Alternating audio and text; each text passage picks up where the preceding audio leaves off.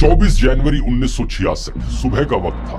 Air India की flight 101 Bombay से London के लिए उड़ान भर चुकी थी। यह हवाई जहाज एक बोइंग 707 प्लेन है जिसमें 117 लोग सवार हैं और कमांड संभाले हैं कैप्टन जे.टी. डसूजा, जो एयर इंडिया के सबसे एक्सपीरियंस्ड पायलट्स में से एक है। प्लान के अनुसार इस फ्लाइट के बीच में 3 स्टॉप्स होंगे, दिल्ली, बेरूट, फिर जेनीवा और फाइनली लंदन। पहले 2 स्टॉप सक्सेसफुल रहते हैं। बेरूट में स्टॉप ओवर के बाद ये प्लेन जेनीवा की तरफ आगे बढ़ता है।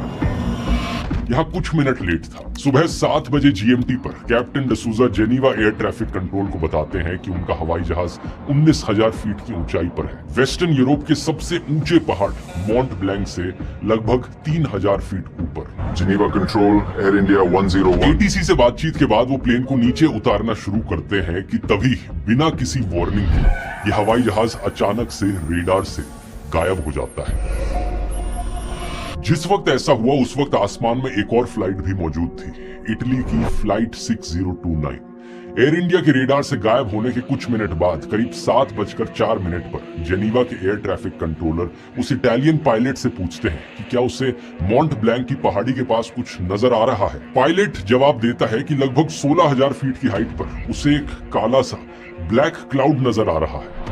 लेकिन वो ब्लैक क्लाउड दोस्तों किसी बादल का नहीं था, वो एयर इंडिया का वही हवाई जहाज था जो फ्रांस और इटली के बॉर्डर पर मौजूद माउंट ब्लैंक की पहाड़ी से टकरा चुका था। इस टकराव के बाद इस प्लेन के टुकड़े कई किलोमीटर दूर तक बिखर जाते हैं और इसमें सवार कर रहे सभी 117 लोगों की मौत हो जाती है। High on the roof of Europe, only a few feet below the summit of Mont Blanc, 117 people met sudden death. The monarch of the Alps in a few awesome seconds snatched its victims when it was barely light. आमतौर पर यह सिर्फ एक tragic plane crash की कहानी होती जिसे वक्त के साथ भुला दिया जाता, लेकिन इस हवाई जहाज में एक ऐसे आदमी बैठे थे जिनकी मौत ने इंडिया का पूरा फ्यूचर बदल दिया। Homi Jahangir Bhabha, the father of India's nuclear programme, वो इंसान जिन्होंने खुलेआम कहा था कि इंडिया सिर्फ 18 महीनों में एटम बॉम्ब बना सकता है। जिस दिन ये प्लेन क्रैश किया उस दिन ये इंटरनेशनल एटॉमिक एनर्जी एजेंसी की एक मीटिंग के लिए वियना जा रहे थे और इनकी मौत के साथ इंडिया का सिर्फ 18 महीने में न्यूक्लियर पावर बनने का सपना भी खत्म हो गया। तो ऐसे में सवाल उठता है कि क्या ये प्लेन क्रैश सिर्फ एक इत्तेफाक था? बहुत सारे लोगों का मानना है कि होमी भाभा का ये प्लेन क्रैश एक एक्सीडेंट नहीं था, ये यूएस की इंटेलिजेंस एजेंसी CIA ने करवाया था, उन्हें मारा गया था। चौंकाने वाली बात यह भी थी कि उस महीने मरने वाले वो अकेले आदमी नहीं थे, उनसे ठीक 13 दिन पहले एक और बड़ी मौत हुई थी, एक ऐसी मौत जिसने इस पूरी कहानी को और गहरा कर दिया। आइए समझते हैं इस पूरी कहानी को गहराई से आज के इस वीडियो में। साल 1939 में होमी भाभा इंग्लैंड से ब्रेक लेकर इंडिया आए थे, लेकिन उसी वक्त सेकेंड वर्ल्ड वॉर छिड़ गई। इसकी वजह से वो वापस इंग्लैंड नहीं जा सके। भाभा ने कैम्ब्रिज यूनिवर्सिटी की मशहूर कैवेंडिश लेबोरेटरी से PhD की थी, वो लैब जहां क्वांटम मैकेनिक्स और पार्टिकल फिजिक्स की नींव रखी जा रही थी। स्कूल में पढ़ाया गया ये बोर्स एटॉमिक मॉडल याद है आपको? उन्होंने नील्स बोर जैसे लेजेंड्स के साथ काम किया था और भाभा को 5 बार नोबेल प्राइज के लिए नॉमिनेट भी किया गया था। इंडिया में इन्होंने सीवी रमन के इनविटेशन पर बेंगलुरु के IISc को ज्वाइन किया और फिर इन्होंने इंडिया का पूरा साइंटिफिक सिस्टम खड़ा कर दिया। 1945 में इन्होंने Tata institute of fundamental research बनाया और 1948 में इंडिया के ये एटॉमिक एनर्जी कमीशन के पहले चेयरमैन बने। इनका साफ मानना था कि अगर इंडिया को एक बड़ी ताकत बनना है और खुद को बचाना है तो अपना न्यूक्लियर बॉम्ब बनाना पड़ेगा। इनके लिए ये इंडिया के आत्मसम्मान का सवाल था। आजादी के बाद भाभा ने अपने इस सपने पर जोर देना शुरू किया और इसमें उन्हें साथ मिला अपने करीबी दोस्त जवाहरलाल नेहरू का। हालांकि पब्लिकली देखा जाए तो नेहरू हमेशा न्यूक्लियर बॉम्ब बनाने के खिलाफ रहे थे, लेकिन इसके बावजूद भाभा चुपचाप अपनी तैयारी करते रहे। समय के साथ साथ जैसे जैसे कोल्ड वॉर बढ़ी, अमेरिका और सोवियत के बीच रिश्ते खराब होने लगे, धीरे धीरे नेहरू भी कन्विंस हो गए थे कि इंडिया को एक न्यूक्लियर बॉम्ब बनाना होगा। उन्होंने भाभा से कह दिया था कि जब वो न्यूक्लियर बॉम्ब बनाने के लिए पूरी तरह से तैयार हो तो आकर उनसे मिल सकते हैं। साल 1960 भाभा ने कनाडा की मदद से साइरस नाम का एक रिएक्टर चालू करवाया जो प्लूटोनियम पैदा करता था, वही मटेरियल जिससे बॉम्ब बनता है। फिर 1962 में इंडिया चाइना वॉर छिड़ती है और इसके 2 साल बाद चाइना एक सक्सेसफुल न्यूक्लियर टेस्ट कंडक्ट भी कर लेता है।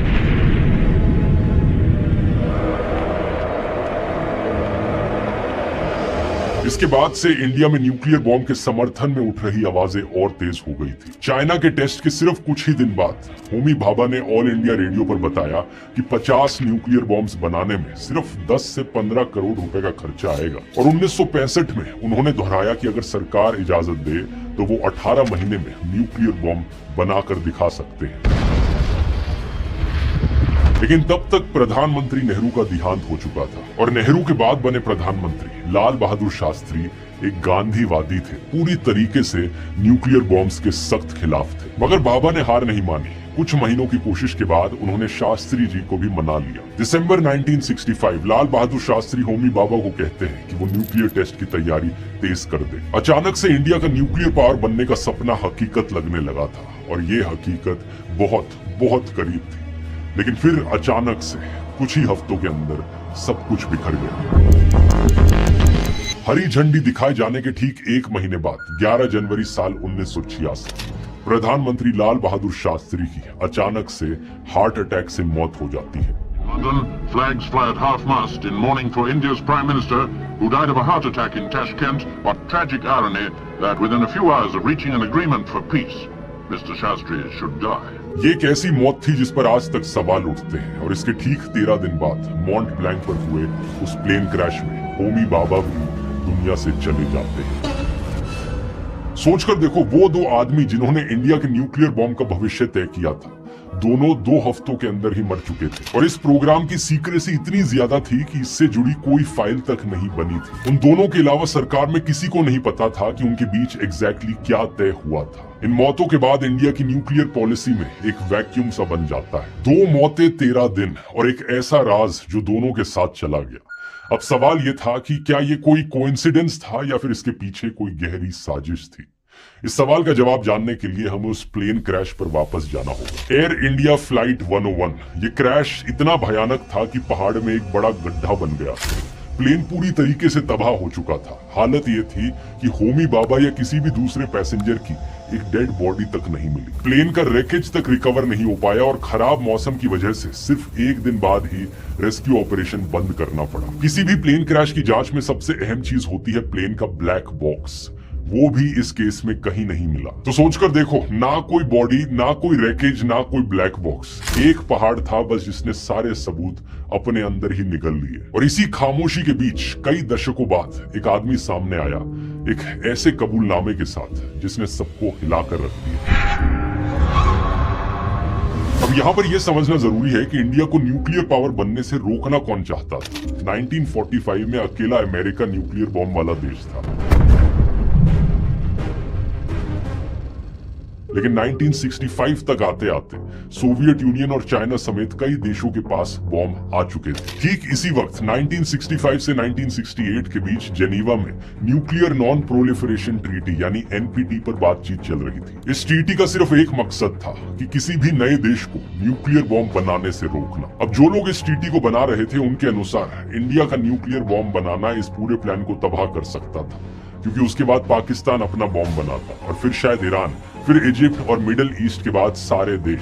नॉन प्रोलिफरेशन का पूरा फ्रेमवर्क ढह सकता था। अब यहाँ पर एक थ्योरी है CIA असैसिनेशन थ्योरी, जिसके मुताबिक अमेरिका ये बिल्कुल नहीं चाहता था कि इंडिया जैसी कंट्रीज के पास न्यूक्लियर बॉम्ब आए और इसे रोकने के लिए होमी भाभा को मरवाया गया।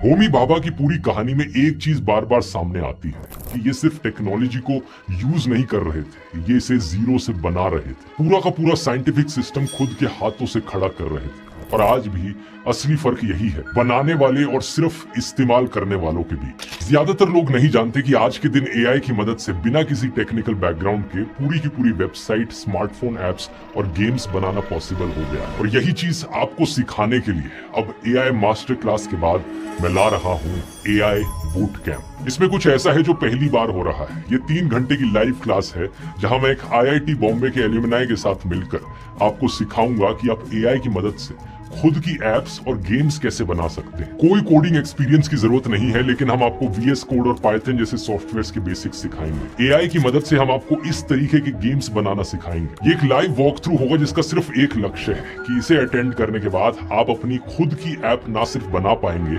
बल्कि रिलीज भी कर पाएंगे। इसका पहला सेशन होने जा रहा है कुछ ही दिनों में 5 जुलाई को, और इस लेवल की अपस्किलिंग के लिए ये एक बहुत ही अफोर्डेबल कॉस्ट पर है। तो अब अभी जाकर ज्वाइन कीजिए, इसका लिंक नीचे पिंड कमेंट में या फिर इस QR कोड में मिल जाएगा। और अगर एग्जैक्टली उस टाइम पर अटेंड नहीं कर सकते तो इसकी रिकॉर्डिंग भी आप अगले 7 दिनों तक देख सकते हो, तो कोई चिंता की बात नहीं। अब वापस आते हैं उस कन्फेशन पर जिसने इस पूरी कहानी को हिलाकर रख दिया।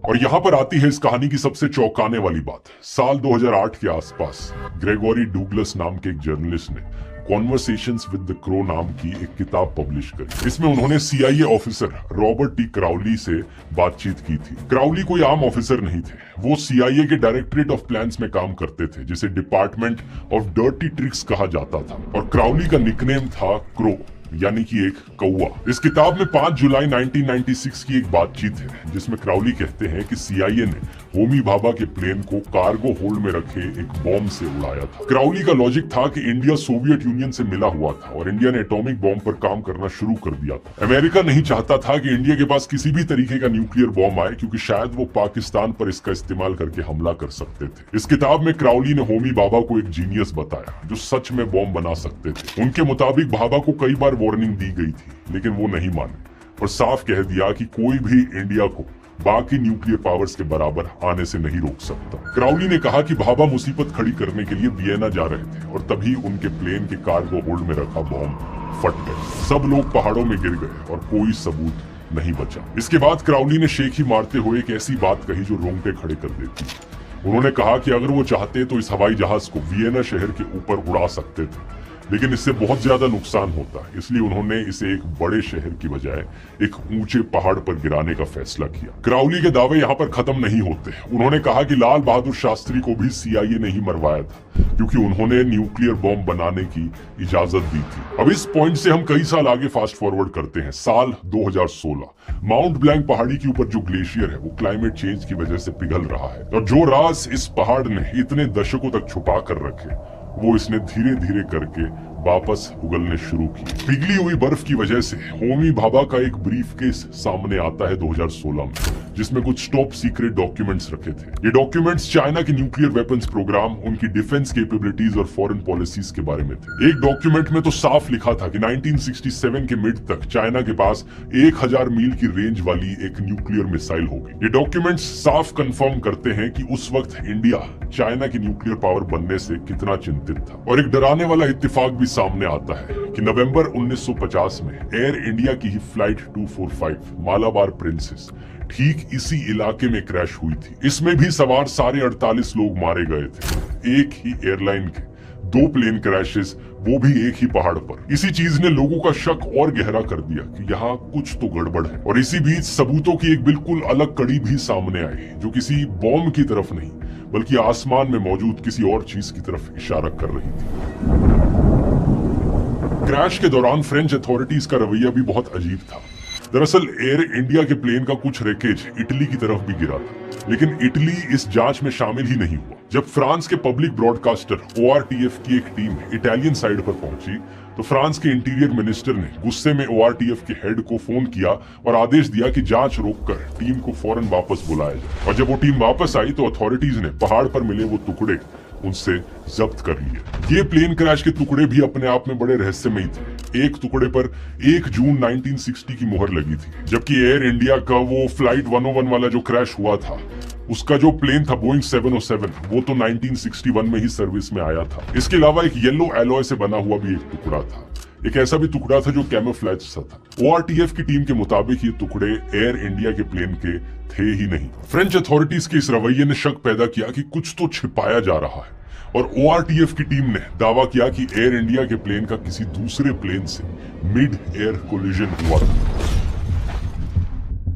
यानी यहाँ पर 2 प्लेन टकराए थे, एक क्रैश नहीं। साल 2018 एक French wreckage collector John Daniel Roche को माउंट ब्लैंक पहाड़ी के पास एयर इंडिया के प्लेन का जेट इंजन और कुछ और टुकड़े मिलते हैं। वो दावा करते हैं कि एयर इंडिया की फ्लाइट इटली के एक secret F-10 4G star fighter jet से टकराई थी। रॉश के मुताबिक ये फाइटर जेट माउंट ब्लैंक पर फ्रांस की एक मिलिट्री इंस्टॉलेशन की जासूसी कर रहा था और हर हफ्ते तस्वीरें लेने आता था। पकड़े जाने से बचने के लिए ये अपना ट्रांसपॉन्डर बंद कर देता था। ट्रांसपॉन्डर वही इंस्ट्रूमेंट है दोस्तों जिससे किसी दूसरे हवाई जहाज को किसी की पोजीशन पता चलती है। तो बंद होने की वजह से एयर इंडिया के प्लेन को ये रेडार पर दिखा ही नहीं और दोनों टकरा गए। और इसी टकराव के बाद सब कुछ कवर अप कर दिया गया। इस नई थ्योरी के सपोर्ट में रोश ने दो अहम सबूत पेश किए। पहला, कुछ फिल्म नेगेटिव्स जो इन्हें ग्लेशियर पर मिले थे। इन नेगेटिव्स में मॉन्ट ब्लैंक के लैंडस्केप की तस्वीरें थी, जिन पर जनवरी 1966 के क्रैश से कुछ ही समय पहले की डेट्स लिखी थी। रोश का कहना था कि ये तस्वीरें उसी फाइटर जेट के जासूसी कैमरा से ली गई थी। दूसरा सबूत था एक 25 बाय 12 सेंटीमीटर का मुड़ा हुआ मेटल पैनल, जिस पर लिखा था USAF यानी यूनाइटेड स्टेट्स एयरफोर्स। असल में बात क्या है, ये F-10 4G स्टार फाइटर एक अमेरिकन जेट था और रोश और उनके समर्थक कहते हैं कि ये पैनल इस बात का पक्का सबूत है कि एयर इंडिया का प्लेन उस US मेड फाइटर जेट से टकराया था। अब आप कहोगे कि ये दो अलग अलग थ्योरीज हैं, एक CIA असैसिनेशन वाली थ्योरी और ये एक मिड एयर कोलिजन वाली थ्योरी, लेकिन एक्चुअली में दोनों थ्योरीज एक ही बात बता रही हैं कि ये कोई एक्सीडेंट नहीं था। कौन सी सच है आखिर इनमें से? मैं हमेशा से कहते आया हूं दोस्तों, extraordinary claims require extraordinary evidence. आइए इन दोनों थ्योरीज को जरा करीबी से जांचते हैं। सबसे पहले जांच करते हैं CIA वाले कबूलनामे की। जैसे ही आप ग्रेगरी डुगलस का बैकग्राउंड खंगालते हो, बहुत सारे डाउट्स निकल कर आते हैं। मशहूर हिस्टोरियन रिचर्ड एवंस अपनी किताब द हिटलर कंस्पिरेसीज में बताते हैं कि ग्रेगोरी डुगलस तो दरअसल इस आदमी के कई नकली नामों में से सिर्फ एक था। इसके पीछे का असली आदमी था पीटर स्टाल, एक फार राइट सोच रखने वाला कंस्पिरेसी थ्योरिस्ट, जिसका बैकग्राउंड नकली नाजी मेमोराबिलिया के काले धंधे में था और जिस पर फेक नाजी डॉक्यूमेंट्स गढ़ने के आरोप लगते रहे। और ये बात सिर्फ एवांस ने नहीं पकड़ी, इससे भी कई साल पहले 1992 में मशहूर राइटर गीटा सेरेनी ने द इंडिपेंडेंट में लिखा था कि कैसे यही पीटर स्टाल ऐसे सीक्रेट डॉक्यूमेंट्स फैला रहा था जो दावा करते हैं कि एलाइज ने जंग के बाद बड़े नाजी अफसरों को बचाया था। गहरी पड़ताल के बाद सेरेनी साफ इस नतीजे पर पहुंची कि स्टाल झूठ बोल रहा था। चौंकाने वाली बात यह है दोस्तों कि होमी भाभा वाला ये किस्सा स्टाल का पहला ऐसा खुलासा नहीं था। इससे पहले साल 2002 में उसने एक किताब लिखी थी रेजिसाइड, जिसमें उसने ठीक यही फॉर्मूला इस्तेमाल किया था। उसने दावा किया था कि उसके पास हाल ही में एक गुजरे हुए सीनियर CIA ऑफिसर्स के डॉक्यूमेंट हैं जो साबित करते हैं कि जॉन F कैनेडी को CIA ने ही मरवाया था। यानी एक मर चुके CIA ऑफिसर के मुंह से किसी बड़ी असैसिनेशन का इकबालिया बयान दिलवाना, ये स्टाल का पुराना और आजमाया हुआ पैटर्न था। होमी भाभा और क्राउली वाली कहानी भी बिल्कुल इसी सांचे में ढली हुई है। अब आते हैं दूसरी मिड एयर कोलिजन थ्योरी पर। इसका पूरा जो एविडेंस है वो सिर्फ एक ही बात पर टिका है कि 24 जनवरी सन 1966 को एक Italian F-104G star fighter air India के प्लेन से टकराकर मॉन्ट ब्लैंक के पास कहीं गिरा था। लेकिन इटालियन मिलिट्री रिकॉर्ड्स में ऐसा कोई रिकॉर्ड नहीं है। एक former Italian air force officer David सेंसियोटी ने इटालियन मिलिट्री रिकॉर्ड्स खंगाले इसी चीज को लेकर और पाया कि कोई ऐसा रिकॉर्ड नहीं मिला। 24 जनवरी 1966 को एक फाइटर जेट का एयरफ्रेम डैमेज जरूर हुआ था, लेकिन वो घटना रोम के दक्षिण में हुई थी। इसके अगले दिन भी एक और स्टार फाइटर क्रैश हुआ था, लेकिन वो हादसा भी रोम के पास हुआ था, मॉन्ट ब्लैंक के पास नहीं। यानी जिस फाइटर जेट की टकराने की बात की जा रही है उसका कम से कम कोई पब्लिक रिकॉर्ड तो कहीं मौजूद हो। अब बात यह है दोस्तों कि इस थ्योरी के सबसे बड़े चेहरे डैनियल रोश ने पहले दावा किया था कि प्लेन को मिसाइल ने गिराया था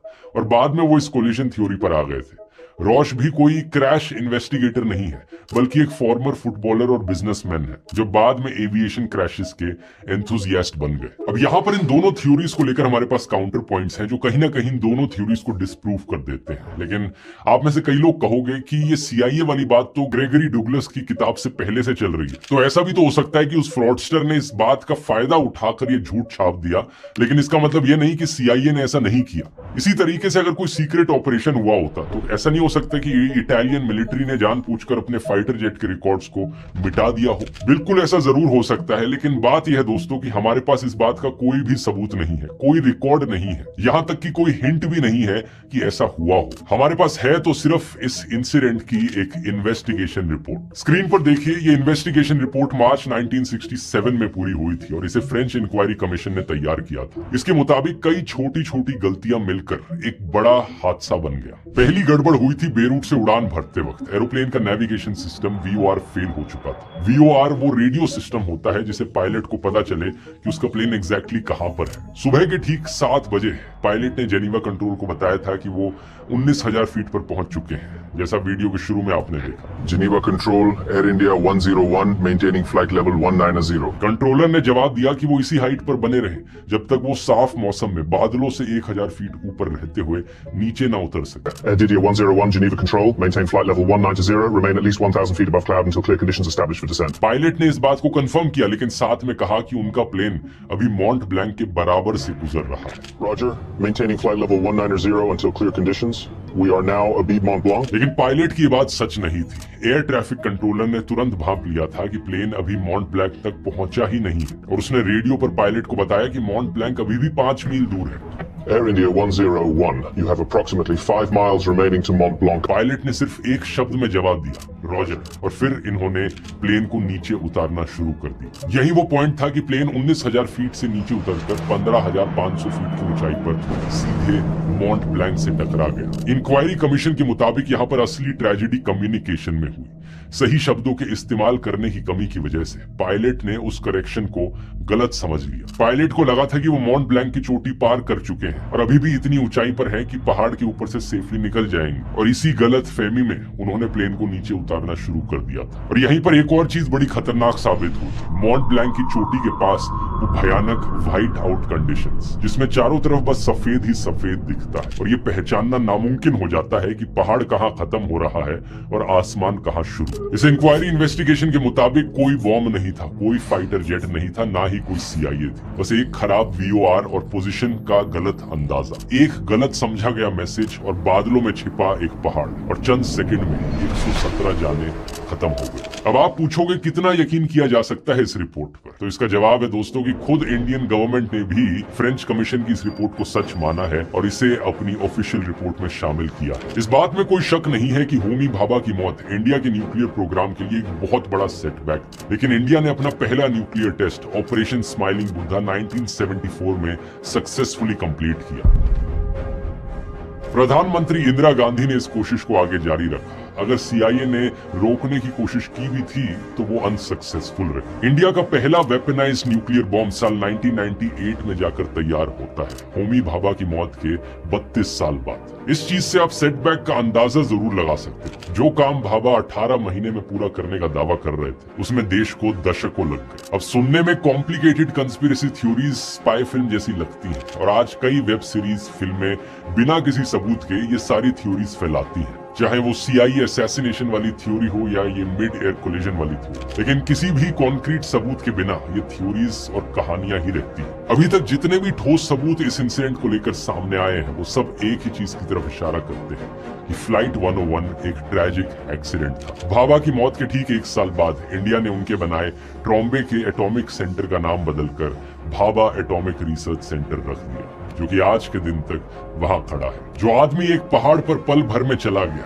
उसका बनाया हुआ संस्थान आज भी इंडिया के न्यूक्लियर दिल की तरह धड़कता है। आज के दिन इंडिया उन 9 देशों का हिस्सा है जिनके पास न्यूक्लियर हथियार है, और इसी न्यूक्लियर पावर के दम पर आज के दिन इंडिया में 25 ऑपरेशनल रिएक्टर्स भी हैं जहां से बिजली जनरेट होती है। लगभग 3% इलेक्ट्रिसिटी इंडिया की न्यूक्लियर से आती है, और 2047 तक का गोल है कि 100 गीगावाट्स न्यूक्लियर से आए। अब न्यूक्लियर पावर को लेकर सबसे बड़ा डर ये रहता है कि कहीं कोई एक्सीडेंट ना हो जाए, कहीं चेरनोबिल जैसी हालत दोबारा से ना हो जाए। एक तरीके से देखा जाए तो ये डर कहीं ना कहीं जायज भी है। अगर वैसा कहीं एक्सीडेंट हो गया तो उसका इम्पैक्ट इतना भयानक होगा कि इमेजिन कर पाना मुश्किल है। तो इसलिए अब आप इस वीडियो को देखकर समझ सकते हैं कि चेरनोबिल न्यूक्लियर डिजास्टर क्यों हुआ था और क्या किया गया ऐसे डिजास्टर्स को फ्यूचर में अवॉइड करने। और AI बूट कैंप को ज्वाइन